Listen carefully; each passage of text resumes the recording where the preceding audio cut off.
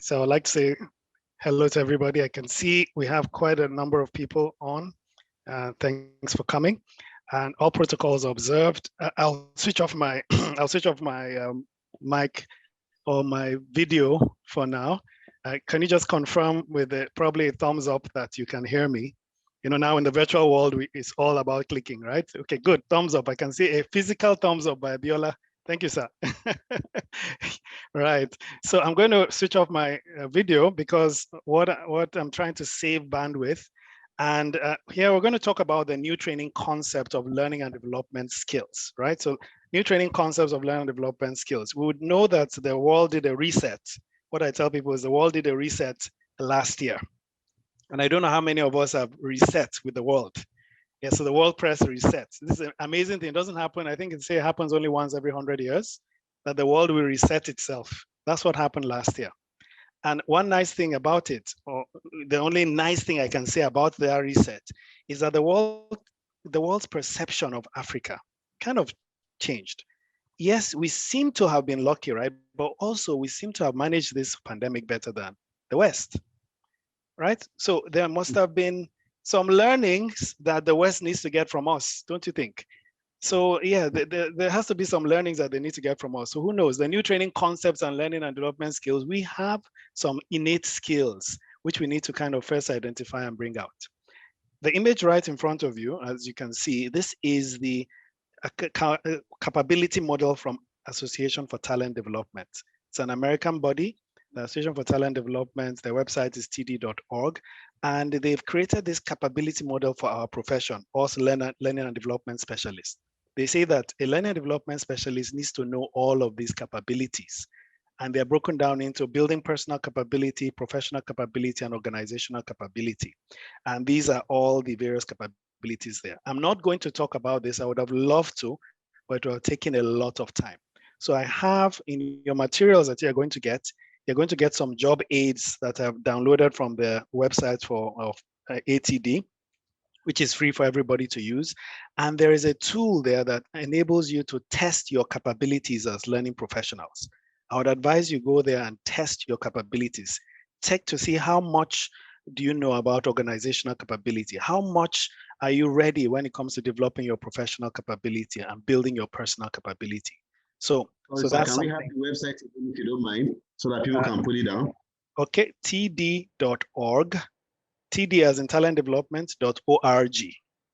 So to org.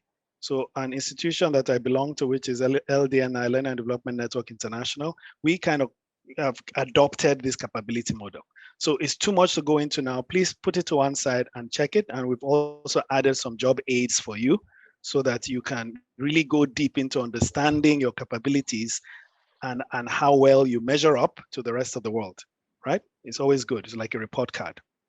Okay, so I'm David. On what I do really is I have so many hats. I have the talent development hats because my mom was a trainer.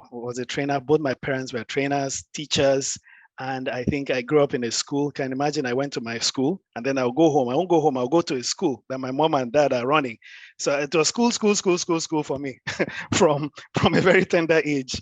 So I think I love to train. So I always facilitate and coach and stuff. So that's one part of me. And there's a huge analytical part of me as well. I do a lot of analytics, a lot of BI and stuff. So that comes into my training, and a lot of things to do with data. So the two hats, I'm going to use those two hats. I have other hats, but the talent development side and the fact that I like data, right? So what will we cover today? The challenges in L&D in the present day. We're going to talk about that. Strategies to modernize L&D and cope with a new trend. New needs of organization, facilitators and learners together, and then role of technology in today's training. And then we do an interactive Q&A. So as I like data, we are going to generate quite a lot of data in this session. So what I would like you to do is actually grab your phone and go to this website, polev.com/dbrown. So you go to this website. I think I'll type it in the chat. Let me see if I can type it in the chat for you. polev.com/dbrown, or whoever goes into it first, you can copy and paste in the chat. why we're going to do that is because I'm going to ask you some questions and we're going to try and be very interactive. Now that we're in the virtual world, it's easier to kind of be very interactive. As I said, pollev, POLLEV.com. If you go there, you can do /D Brown to go straight into the room, or you can just type the name of the room, D Brown. All right. So once you do that, you would answer my first question. Since this is a West Africa conference, I want to know where exactly everybody is from. So let's see who puts a pin. Oh, I can see some people are very IT savvy here. Who is this? This is, okay. As I can see, someone has put a pin in Nigeria, right in the center of Nigeria. Great. So I want you to put a pin where you are. Where in the world right now are you? I've only put a map of Africa. I want to see where we are currently.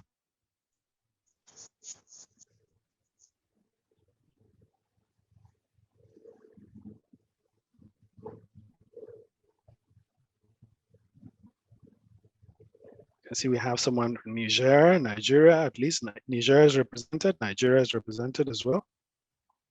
Surprised Niger is represented. Okay, yes, but yeah, all right. So let's keep on clicking that. Remember, you just go to pollev.com/dbrown, that's the website. And then throughout this whole presentation, I'll be asking questions intermittently and you'll be answering with your phone. We'll be seeing your answers on the screen.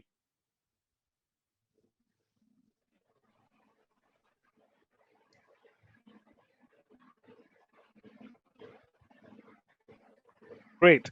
So when it comes to learning, right, as in with the virtual environment has really brought to the fore so many things. Like, someone's from Algeria, that's great.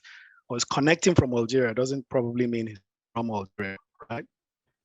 Nobody from Ghana, Cote d'Ivoire, Gambia.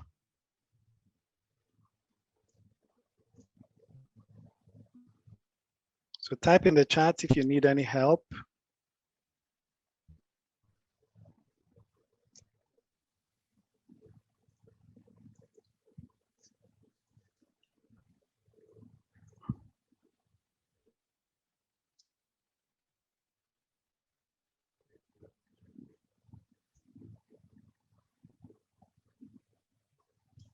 Right, so this is us. So I'm going to ask another question. I just want to know my audience. You know, whenever you're presenting, it's a very good idea to know your audience. So just to know, how many years of experience do you have working as a learning and development professional?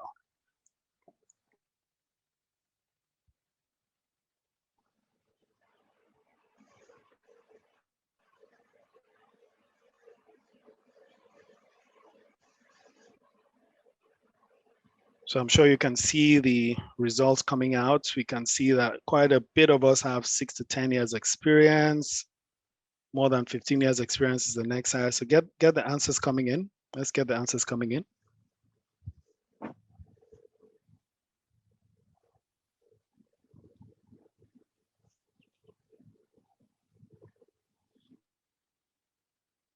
So I can see I have some extremely experienced people in the house, which is great. We have some really experienced people in the house. And I think for us as experienced people, when the world decided to reset itself last year, it's like we're all just beginning to learn from the beginning again. But one nice thing about having experience is you can draw on that experience. So the key thing is all that huge experience you have, how do we draw on it to just move ourselves forward as quickly as possible without thinking we're going back to the drawing board? Because the same concepts you've known, the same methodologies, the same approach to teaching and learning and training that you know before is the same that you're going to go with. But it's just that the media has changed. The media has changed significantly, and we need to now know, okay, how do we now approach this new media? What do we do? What are the things that we need to do? Right? Some people are typing in the chat. I want you to follow. Let's interact. Let me tell you something about data. You're typing in the chat. The data is in the chat. It's sitting there. You can't really do much with that data. When we consolidate the data into one place like I'm doing now, then you can use data to make decisions. So those are some of the transformational things that I want to actually approach, and I'm using examples as I go along.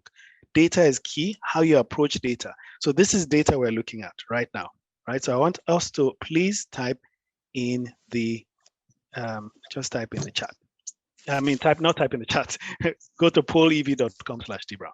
Thank you. So we can see that majority of us have more than 6 years experience here. So they have like 50, 70%. About 70% of us have more than 6 years experience, with some even more than 15 years experience. Wonderful, wonderful, wonderful. This is a really experienced class, a really experienced session. Really, really lovely. So I'm going to talk briefly about challenges of learning and development in the present day. Now, the present day, obviously being a post-pandemic day, before I talk about what I've seen in my small research about the challenges, I just want to know what your own challenge is first. Then I will juxtapose it with what the studies have said, because there are studies and everything on what the challenges are, and they're quite a lot, especially after COVID, right? So what is your current most pressing learning and development challenge? Tell me, what's your own current most pressing learning and development challenge?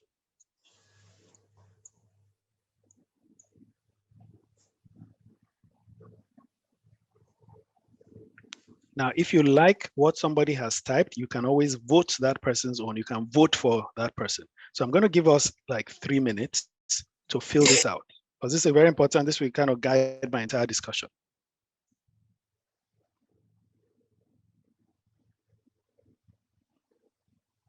So Patricia, if you don't mind, you go to pollev.com/dbrown and then type in your challenge in there, pollev.com. So if you see technology, you can vote up technology. You can just vote for the one that's there. So I'll hide the other technology. You can vote for the technology that's there in case you also think technology is your challenge. So instead of typing technology, since you see technology, just vote for technology.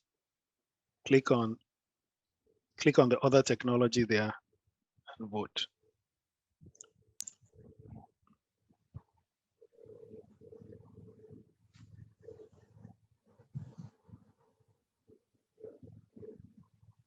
Oops. Sorry about that. So technology glitch. Let me get back. So we're back.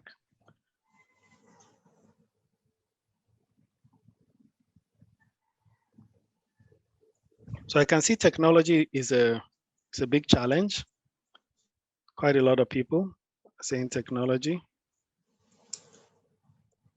Data analysis, finance and culture, technology. So technology is featuring a lot. So vote for the first one up there. I think that's better. Let me do that. Technology seems to be a big challenge. Data analysis, virtual learning, data analysis, technology. Again, sorry, seems I keep on clicking things. Technology is a big challenge. Okay, so this is common. I can see data analysis and technology appearing a lot of times. So this is pretty common when I see many entities or many companies or many countries. When it comes to technology, how you manage data seems to be an issue. Quite a few of us are currently doing evaluations on paper. Who is still doing evaluations on paper? If you want to raise your hand, can you raise your hand up? Are you still doing evaluations on paper? If you are, don't worry. It's just, we'll show you a simple free technique to do evaluations without paper. So because some people say, we don't have an LMS and stuff, but there's some free tools out there. Let's take good advantage of them. We'll talk about that. And I know the next speakers are going to talk about evaluations, how you can do digital evaluations. Right. So thanks for those answers. Let's move on. So one big challenge is upskilling and reskilling. How do you upskill and how do you reskill the workforce? Upskilling, as you know, is the primary focus on helping employees become more skilled and relevant at their current position, while reskilling is focused on making employees available for other jobs within the organization. So that's the difference between upskilling and reskilling. Now, reskilling has become an extremely important point, and unfortunately, quite unfortunately, I'll say that our educational system, now not just in Africa, not just in West Africa, our educational system worldwide has failed us. It has failed us. We are not educating people for the current workforce. What we're doing is educating people for the Victorian workforce.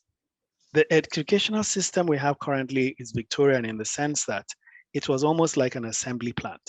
You assemble, basically get our doctors, you get our lawyers, you get our accountants, you get our, there's a way you go through this knowledge base to get out certain people to enter the workforce and then produce resources. Yes, be factors of production.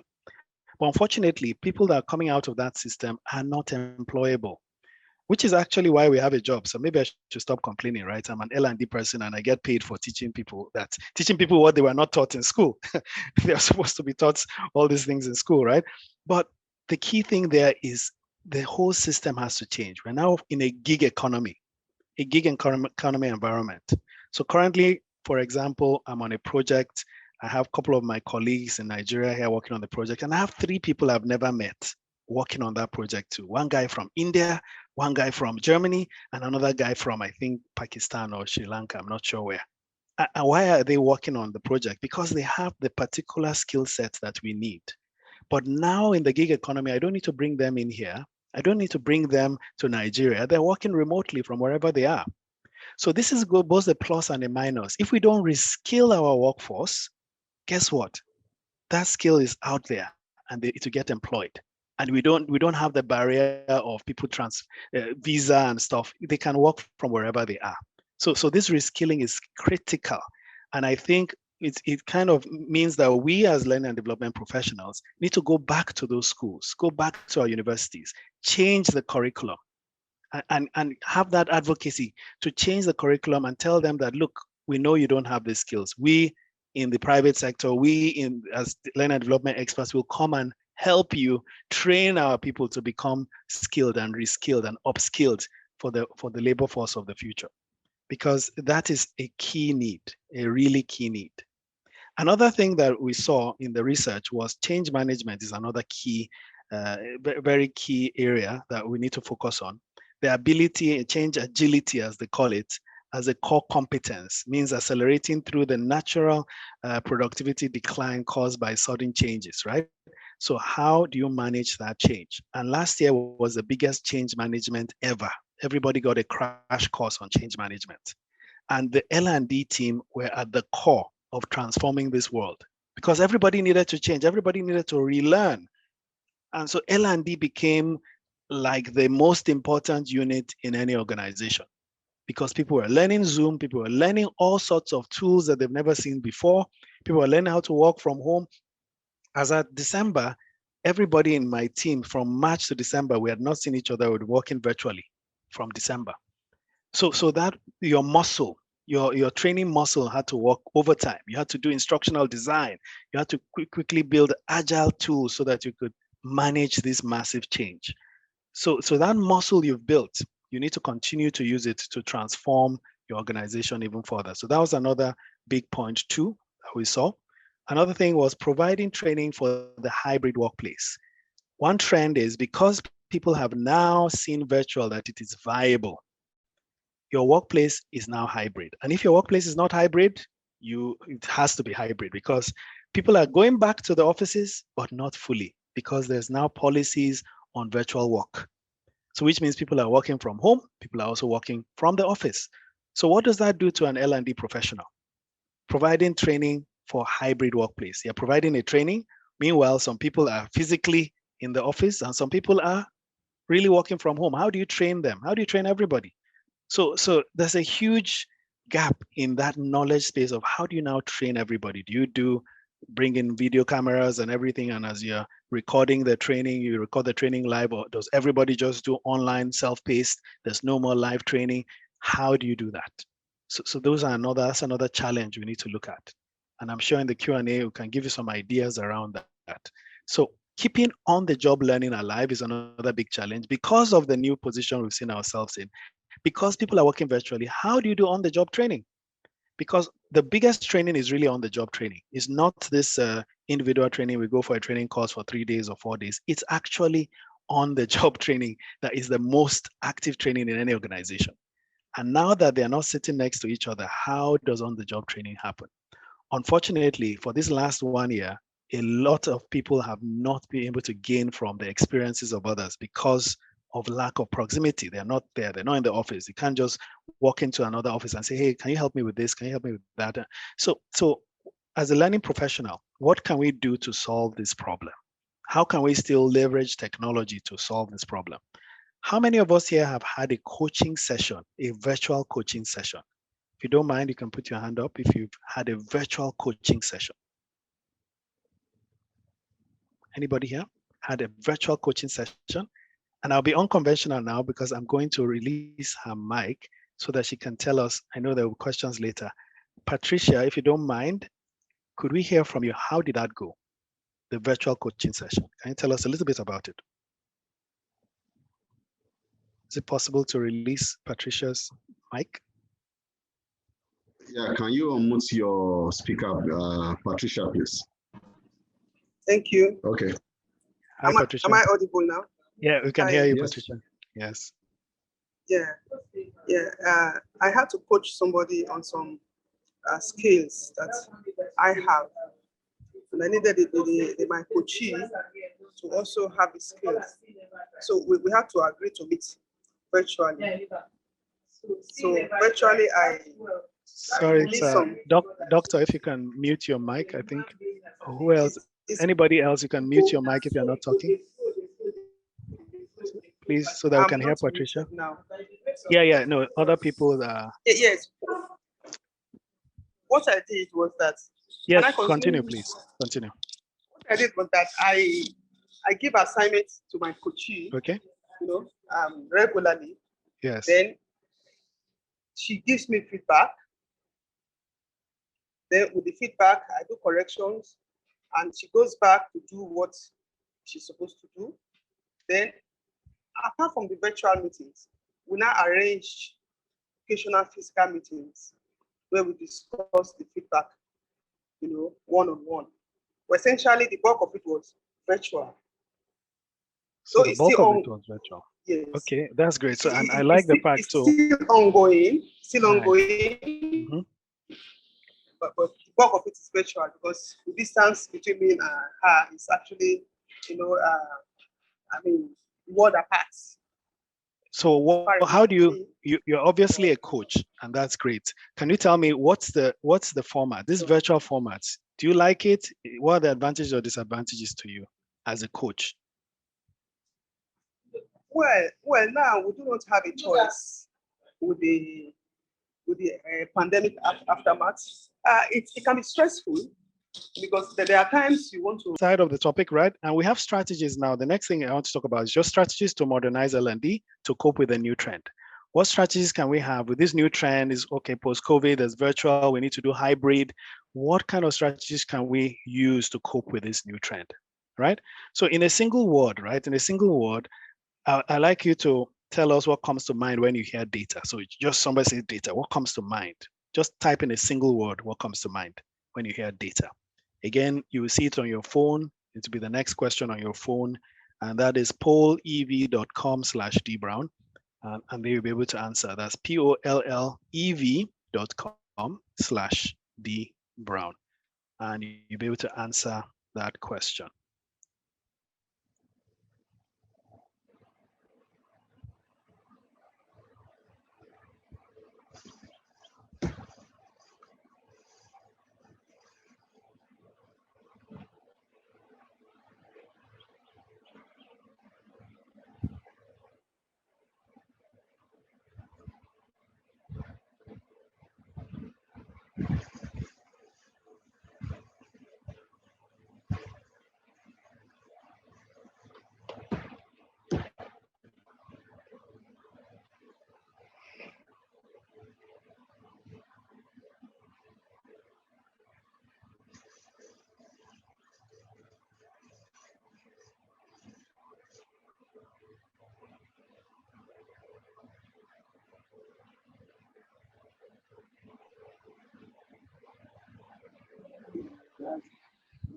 So I can see, good. So giving us 1 minute to enter that. Information obviously sticks out. Quite a lot of us are saying, when you hear the word data, you think of information. Now, unfortunately, not all data converts to information. Data, I can see someone said unprocessed. When data is not processed, it is not really information. It's just data. It's just boring, very mundane data, right? So Numbers, calculations, great. Thanks for the feedback. You can continue the feedback while we move on. So creating training that appeals to the new age. Now, why I've asked about the data, and the key thing there, if you remind you of the topic here, is strategies to modernize L&D, right? To cope with a new trend. One thing is this, I always say, who is your customer as an L&D professional? As an L&D professional, my customer is the learner. So the learner is my customer. It's not really my organization. It's not really, my organization is like secondary. The learner is my customer. So if I want to improve anything, I need to understand how do I improve the learner. And one key learner is what training appeals to the new age learner. Nigeria's average age is 17.8 years old. That's our average age. So we have one of the youngest populations in the world. So what does this new age learner need? And of course, some of you that have kids, you will see that the language they speak is very, very different from the from the language we speak. You sometimes just don't understand them, right? Creating training that appeals to the new age learner, personalizing that learning. The way we teach and the way we kind of give out development, training and development won't work for them. We need to personalize it, which sounds kind of expensive, right? We need to reassure learners how the learning is going to address their work problem, yeah, through well-defined, performance-based, objective-based learning, right? So learning activities need to be designed bearing these learning objectives in mind. So you need to do almost a detailed instructional design or redo your instructional design for your learning, and know that these new learners, they need information. They're too impatient. They need information now. You can't be giving them maybe 4-day, 5-day training. It just doesn't work for them. It's a waste of money to the organization, unfortunately, right? So creating training that appeals to the new age learner, that's one. Creating personalized learning experience, I've just mentioned that. You have to personalize it. So there's certain things like, for example, I don't know if you've seen reverse mentorship. So you actually have young ones mentoring the older ones in the organization on all this technology and stuff, while the older ones are mentoring the young ones on certain things that only experience can bring. Certain things about how soft skills, how do you manage meetings, there's certain things that only the experienced people can actually teach the younger ones, but there can be a reverse mentorship as well.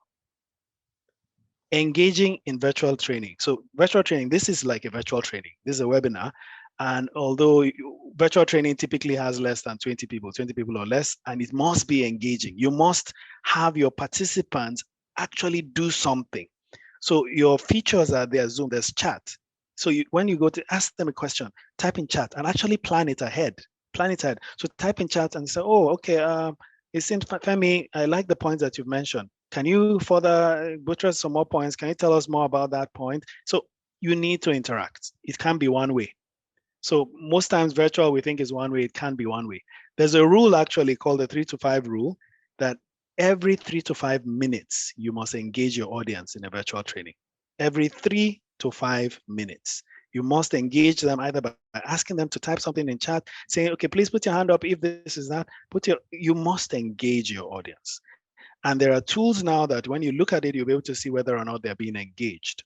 So that's virtual. In a classroom setting, of course, we can see when somebody is not looking at not being attentive, and we can point out and ask them to answer 1 or 2 questions. So you need to bring those skills. And as I said earlier, I said all the skills we had, we just need to kind of ship them over to a more agile and more hybrid environment. I won't say virtual, hybrid, because we'll still do classroom and virtual together. Another key thing to evolve is from E to M. What we mean here from E to M, we say e-learning, E this, E that, is now M. Because if your learning is not fit for mobile, it's not going to be learning in the near future. And for Africa, in Africa, we have far more mobile devices than laptops or iPads. Most people consume their learning on mobile. Most people even watch videos, watch Nigerian movies, all the Nollywood and stuff. They watch it on their mobile, right? And increasingly, if your learning is not M first, mobile first, it's going to get really, it won't be used as much. So M first is what you need to think about. Collaborative knowledge and skill development is also key. The workforce is more diverse than ever before. As I said, in Nigeria and Africa, we're more diverse than most In Nigeria alone, we have 500 languages. I found that amazing when I did some research. So we did some research with a couple of about 15 authors of ours.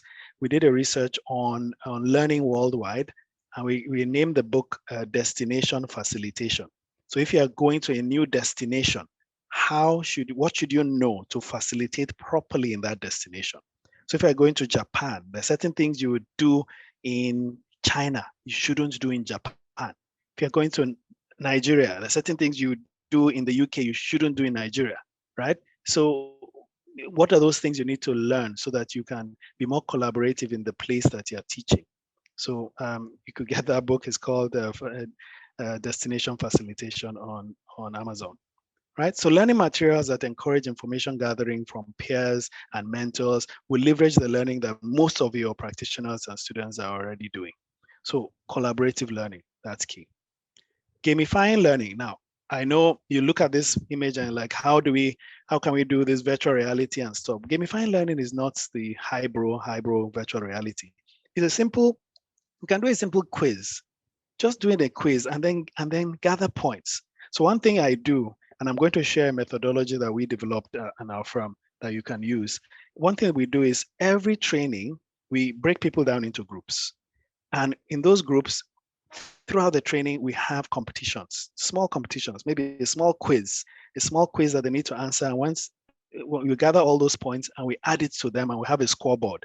And we say, hey, group one, yeah, 20 points, group B is 30 points. And then at the end of the whole training, the group gets a prize. So right now I ask the question, I say, hey, type in the chat.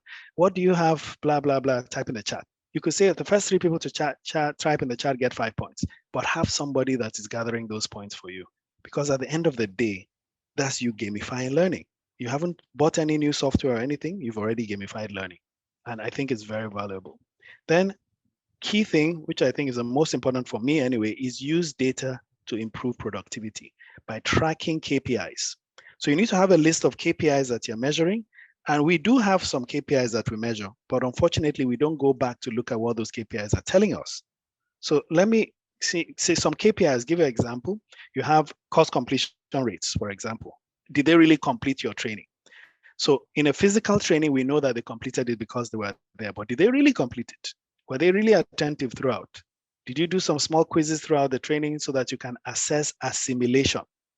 It's important you assess assimilation during your training, whether virtual or classroom, because physical completion doesn't mean completion, right? It is, have they assimilated what it is you're passing across? Because if they didn't assimilate in class, it's impossible for them to assimilate or to act on that data or that information or that training on the job. So course completion rates is one data point. Assessment scores, maybe you had the various scores and the assessment scores. If you want to go further with your assessment scores, when you're setting a simple quiz, 5-question quiz, tie each question to a capability. So every single question, let's assume you're doing a training on, I don't know, even performance management. Now, every single question you ask, you would have a list of capabilities that you design from your learning objectives. So this learning objectives is testing this capability or competency. Map every single question you ask in your test, in your quiz, to a capability. At the end of the day, you gather various data points. So in my virtual trainings, for example, I do 2 hours virtual training. I'm going to share a virtual training methodology with you.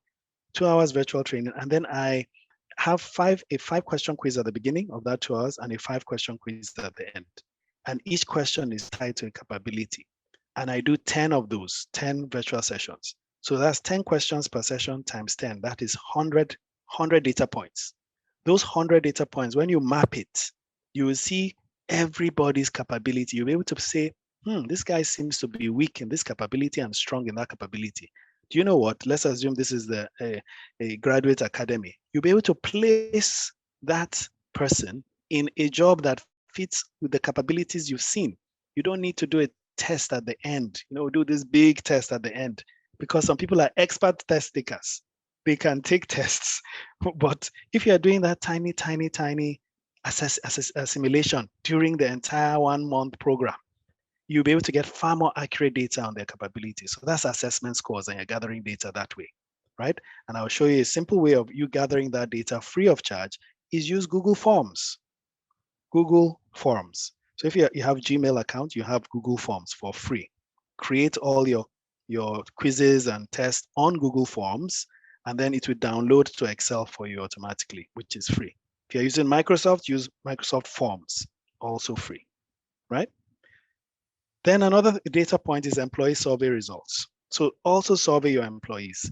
Survey the employees, employee surveys at the beginning of the training, pre, and at the end of the training post. Let your post be like 2 months after. So you survey them like 2 months after to see whether or not they're using the skills that you taught them on the job, right? So those are ideas around data. Now, when it comes to examples of return on investment, because this is all part of data, right? Return on investment tracking. When you're tracking performance indicators, I'll give you 3. Cost of training as a percentage of payroll. Do that simple measure. What's the total cost of our training as a percentage of payroll cost? Have that metric and measure that metric over time, right? Then you have maybe impact on productivity, quality of your training or sales. So how has this training impacted on sales? Let's say it's a sales training. So what's the sales compared, total cost of training divided by total sales, quality of training. So you measure those return on investment metrics.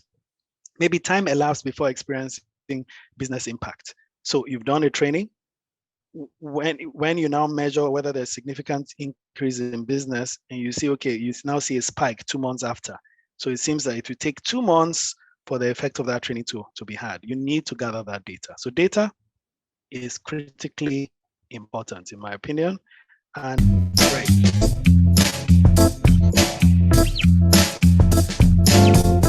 When we're talking about measuring student success, not only do our students have different definitions of success, but the different areas across campus have different definitions of student success.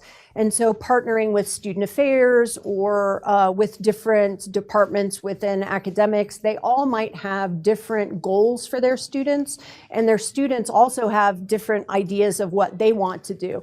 And so in order to make sure that higher education is the transformative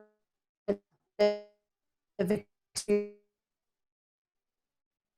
we want it to be, we have more and more metrics specific to the outcomes students are looking for. When I talk to institutions about how to use predictive analytics and how to tackle this around success, I encourage them first to look at something that they can take action on. Immediately lose your by looking at the data and asking more questions and asking more questions. And in the end, may not have something you can take.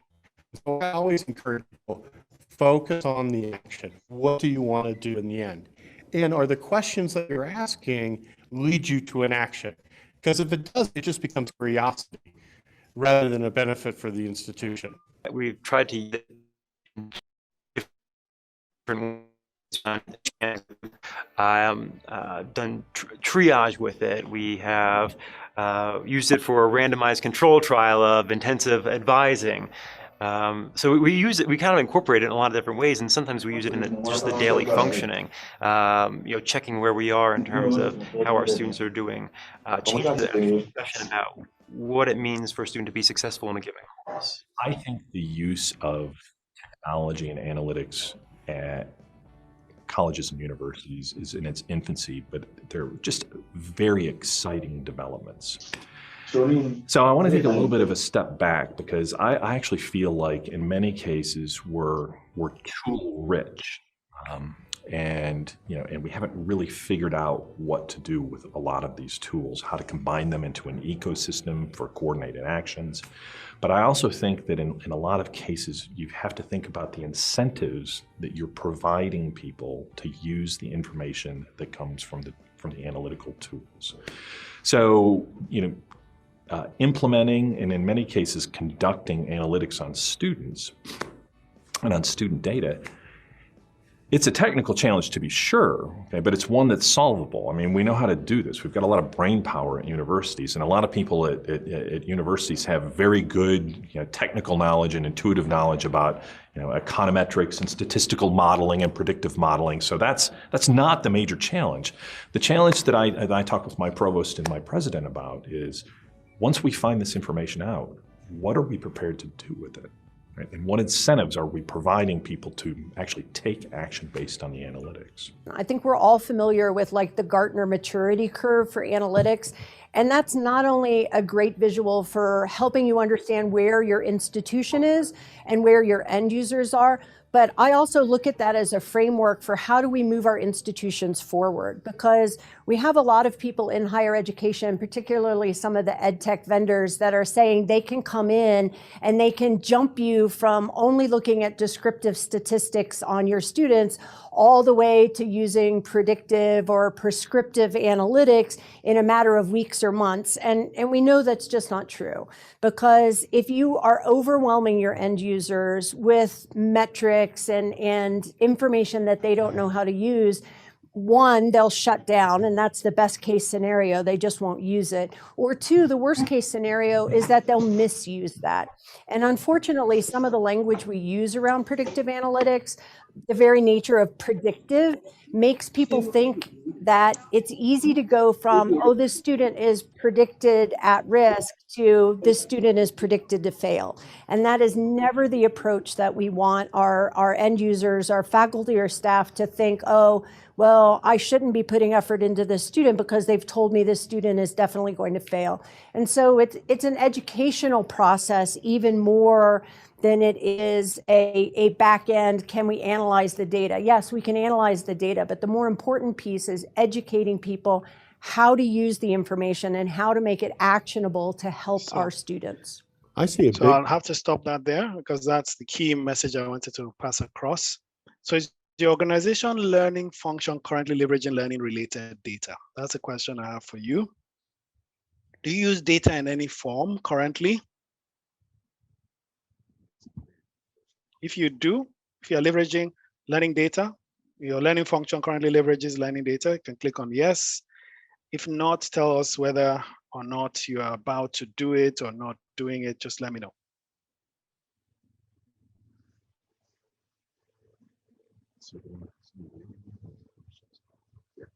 So again, you could go to pollev.com/dbrown. I'll put the link again on the chat.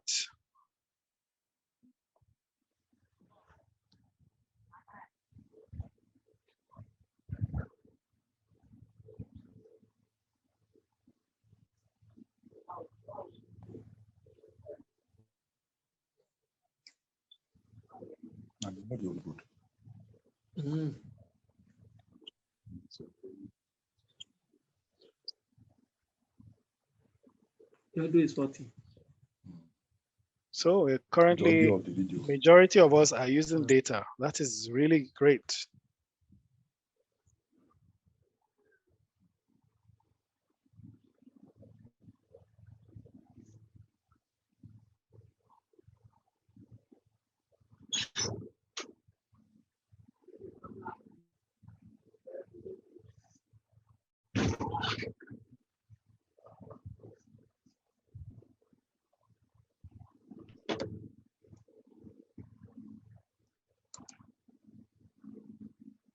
Okay, I think I'll leave this to continue for later.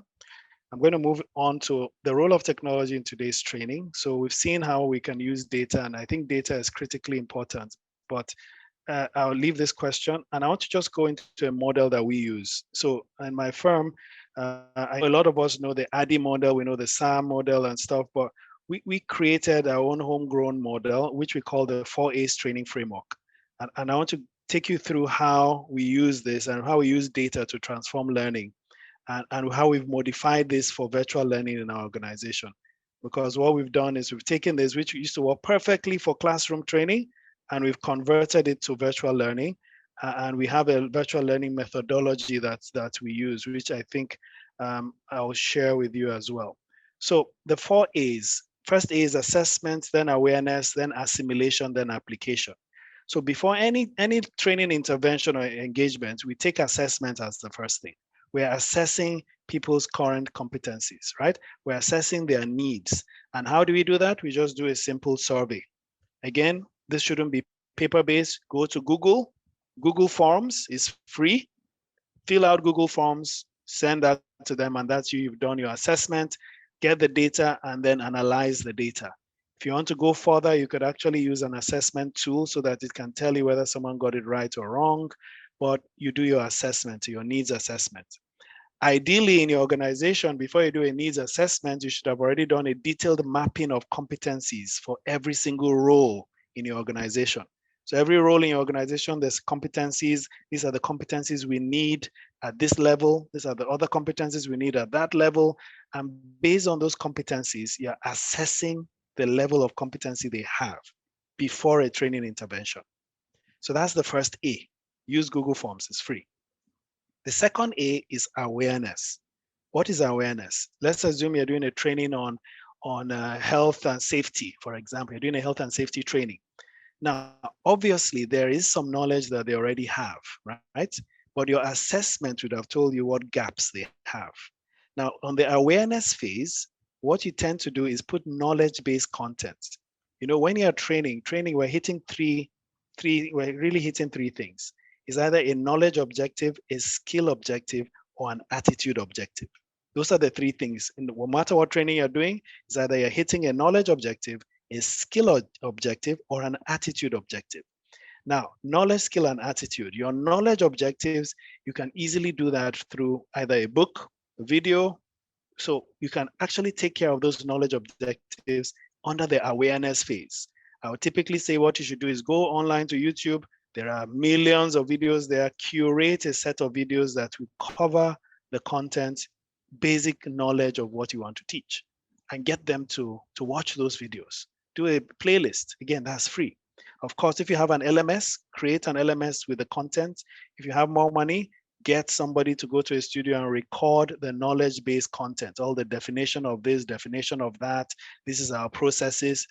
Don't waste your time teaching that in class or teaching that online. Get a video, let them watch it. Get a book, let them read it, and then test them. So that first one, assessment, is a test. Get that data. Second one, awareness, is also a test. Test whether they are now aware of the knowledge-based content. The next A is assimilation. What you're doing here is you're testing whether they're assimilating when you're actually doing the training intervention itself, the either classroom or virtual training. So your live virtual training, those are the two, classroom or live virtual. What we're doing currently right now is live virtual. It's a webinar, but it's live virtual. And so you will now test for assimilation during that session, during those sessions. Are they assimilating?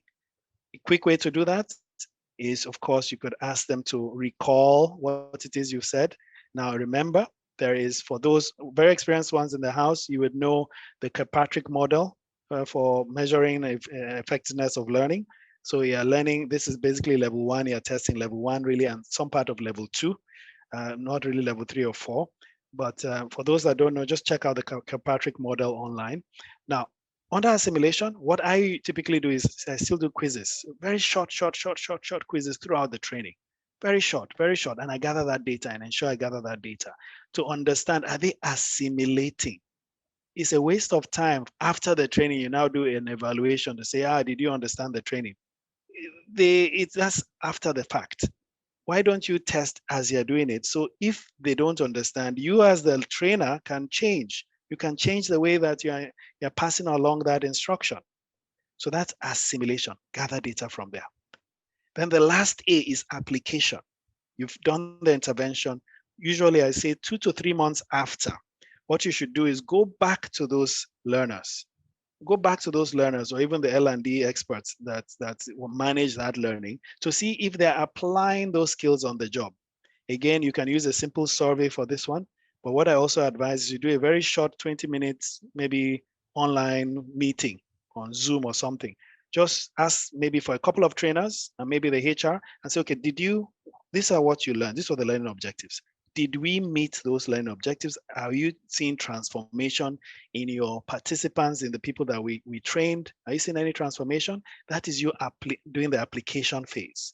If you do this properly, from the assessment to the application, you'll be able to assess KPIs, you'll be able to assess return on investment. And I've given you free tools that you can use to do all of this. So this is our 4A's training framework. We use it in D Brown. And I'll give you one example of how the output will look like. So this is it. I'm not sure if you have this slide in the material with more details, but I can forward it to you, right? So let me click here to see a sample training report. Let's see if I can get that training report. So you can have a look at what it looks like, bringing all of these things together. So if you look at this, so this is random pictures and stuff. So this is awareness, assessment, assimilation, and application, these phases. And you basically almost have like a report card. These are all the small quizzes you do with those free tools. And you'll be able to assess each candidate, each person, and see whether or not the person is assimilating effectively during your training. And all this data can be gathered together. You can use Excel, but you have an analytic team that can help you put this together. The key thing is gather the data and use the measurements to assess the effectiveness of your training. Use that data and then use it to improve your training. Use it to improve your training. So you can do all the attendance digitally and stuff like that. So you reduce your paperwork. You check and say, okay, how did this person do? Oh, this person's score compared to the rest, performance awareness and stuff. You can use that to assess training, right? So that's your 4A's training framework. I've given you that. Now for virtual, this is how we converted that framework to virtual, and you can use this methodology as well. So we took the assessment side. We still left that bit. We did the assessment online. We said participants will do a review, we assess them and we do a review, right? We left that first bit. Then the second bit of awareness, what we did is the awareness bit, we have an LMS where they will go and watch those videos. So we register them, they go online, they type out their training expectations and everything. We gather that data and they go through the awareness phase. So after going through that awareness phase online, which is the knowledge, remember, there are three things you hit when you're a trainer. You're either hitting a knowledge objective, a skill objective, or basically an attitude objective, which is the toughest one, the attitude objective. That attitude objective is where you do coaching. It's coaching that kind of does that. No classroom training can solve that. It's coaching. Consistent coaching would kind of hit your attitude objective. But your knowledge and skill, the knowledge base, do that online. Don't waste your time with knowledge in a classroom. It is skill that you should do in your classroom or your virtual training. You're trying to get them to understand that skill. So here, how we did it is we have a 2-hour session. We have an opener, an interactive opener. Then we do a simple test to test the assimilation of the previous session. Then we go into content. Now, as I said, this content you're going into, use the 3 to 5 rule. Between 3 to 5 minutes, ensure you're engaging the audience. You ensure you're engaging the participants. They're either typing yes or stuff, or even in a classroom, you're asking questions, they're doing activity. Don't do all the talking. Once we do 40 minutes of that, we have a break. Then we do another 40 minutes of engagement. And then we do another test to test the assimilation of that session. After testing, then we do evaluation. They fill out evaluation, digital evaluation forms, and then we give them an assignment. Very important. You give them an assignment, inter-session assignment. Never leave your people to go like that. Give them an assignment to see if they can apply what has just been taught, and make sure they submit that assignment. They must write a small essay or something. They must submit it. Then you do the next session. So this is the virtual training delivery methodology we've adopted, and I'm sure I'll be able to forward this to you as part of your material. It's worked for us. We've done more than 400 sessions with this, and it's really, really worked. And we've got huge data points. You can imagine 400 sessions. Every session we get about 10 data points. So that's like 4,000 data points, right? So has use of learning related data necessitated any policy change? A lot of you said you use data. So has that data that you used, has it necessitated you to change any policy in your learning function because you've seen what the data has said and say, oh, the data says this, let's change our policy. Has that happened with you? The data that has come through has actually changed policy. For us, the data has changed our policy. As you can see, that 4A's reporting model is completely changed how we do training, the way we look at data.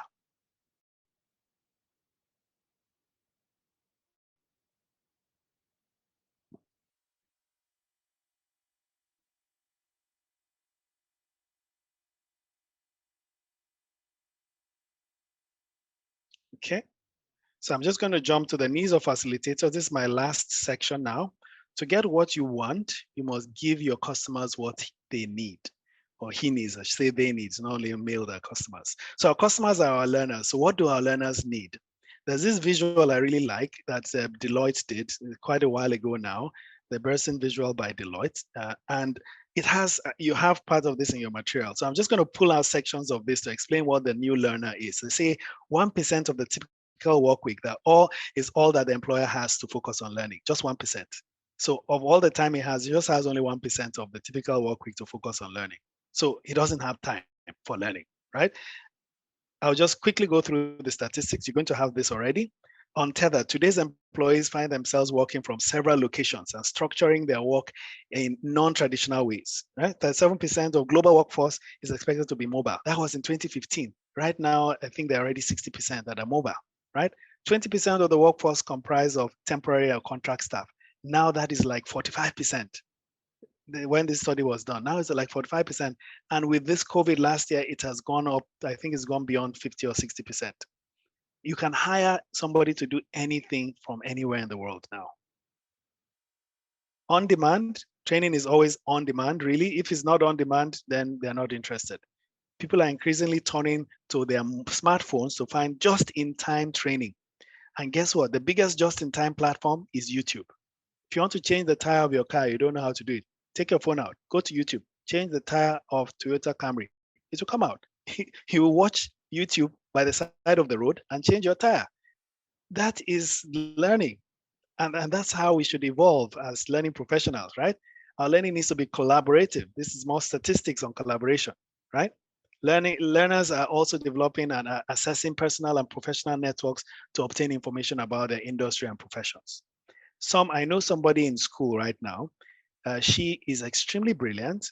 She's in level 2. I can't remember what course again, but she has already finished all the content of what level 2 has to teach her. But she just goes to school because she has to go and sit down at a desk and listen to this lecturer because she's done the entire curriculum. She did it on YouTube. So why is she wasting 1 year in school? So it really pains me that our educational system needs to change because people are wasting time with what it is currently. And we are the ones that should catalyze and help them change. So the new learner, the modern learner is empowered, right? They're empowered with all this technology. And if you are not using it as an instructor to instruct, then you are really wasting their time and wasting a lot of resources, right? The modern learner is very distracted, highly distracted. So these are some statistics on distraction. Previously, quite a while ago, we only use the internet maybe five times, number of times online every day, 5 times. Now they say it's 27. Now, when I say now, this study was done like 6 or 7 years ago. 27 times you're on the net. Right now, okay, I'm the one that told you to go on your phone. But even if I hadn't told you to go on your phone, you would have touched your phone like 10 times during this session. Touched the phone, unlocked it, stop 10 times. So in a typical day, we're saying, okay, we're online 27 times. So we're distracted, very distracted, right? The knowledge worker are constantly distracted with millions of websites, apps, and all this. The apps are everywhere. We're distracted. So we only have like 5 minutes, just 5 minutes before something distracts us. If you think about it, have you had a focused 10 minutes? If you think about yesterday, did you have a focused 10 minutes that nothing distracted you? No email pinged up that, oh, you have an email, one text message, one Yahoo, one WhatsApp message. We are extremely distracted, which is why some people stay late at work. It's not because they had too much to do. is because they were distracted most of the time, and that concentrated work started happening in the evening. So I don't believe when someone says, oh, we're working till 12 midnight. We were distracted a lot of the time, right? So this distraction statistics goes on. We're also impatient. The learner is very impatient. So with all of these statistics, what can you do to ensure that 4 minutes, most people, any video that's more than 4 minutes, they're tired. Which is why, how do you solve this? There's one simple way. Every single learning intervention you have, even if it's classroom, needs to be micro. So if you're in a classroom setting, you need to break down your content into chunks, micro chunks, and have breaks. I have phone breaks in my classroom training. I say, everybody bring out your phone, have a phone break. Every 40 minutes, I tell them they have a 5-minute phone break. Bring your phone, use your phone. Because if not, and then you have a deal with them. You say, look, I'm going to give you a 5-minute phone break every hour, but the deal is ensure you're not touching your phone when I'm teaching. Make sure you're not touching your phone. And they agree. So every 1 hour, they take their phone out, they have the 5-minute phone break, they send emails and this and that, and then they put their phone down. So you need to embrace that. But micro learning goes a lot beyond that. And I have a 6-step in your material. I have a 6-step process for you to create a micro learning training. It's part of your material. I'm not going to go through that here. So what is micro learning? It is made possible with the micro learning is learning in small steps, yeah? Small chunks, tiny chunks. I usually say 5 minutes or less. Every content, for example, you have a video, it should be 5 minutes or less, 5 minutes or less. So we have full courses, right? That is like a 10-hour course, but every single video in that course is 5 minutes or less. How you do it is detailed instructional design. You ask yourself, okay, I'm going to teach this concept or this topic. How can I chunk my data such that I teach one concept, one small concept from beginning to end, and that concept is independent of other concepts. That means I can take this 3-minute video from my training and take it to another training, and it will work perfectly because from beginning to end, it has taught one small concept. And then when you add all these concepts together, it forms a full training. It's not easy, but you have the skill. You just need to sit down and redesign the way you do learning. I'm not going to play the second video because time is really up. I just want to end with saying, in a single word, what training concepts do you intend to take forward? What training concept do you intend to take up from now? One training concept, just one.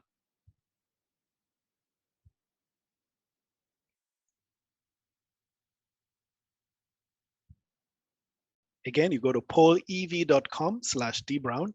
Based on everything I've said so far, what training concept do you intend to take up from now?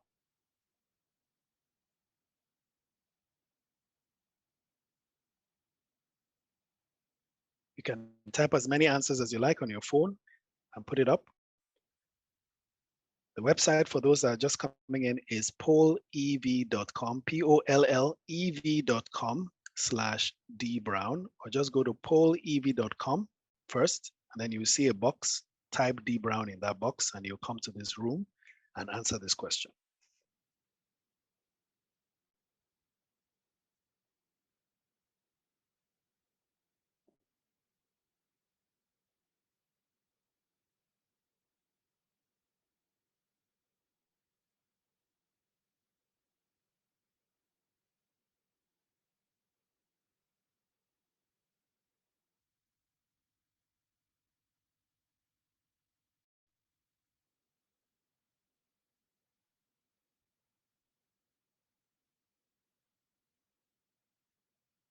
What training concept do you intend to take? Somebody put polev.com. That's very funny. Okay, the technology I'm using here, guys, is called Poll Everywhere. That's the name of the company, the technology, Poll Everywhere. You can get the free version. So